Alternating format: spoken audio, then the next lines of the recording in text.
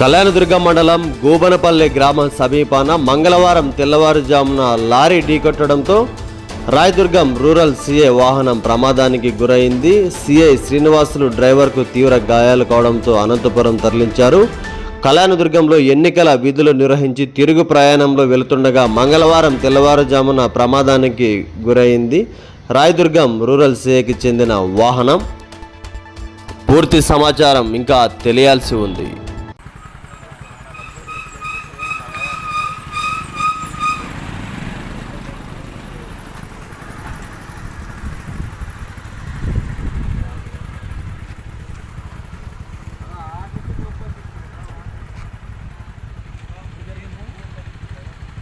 night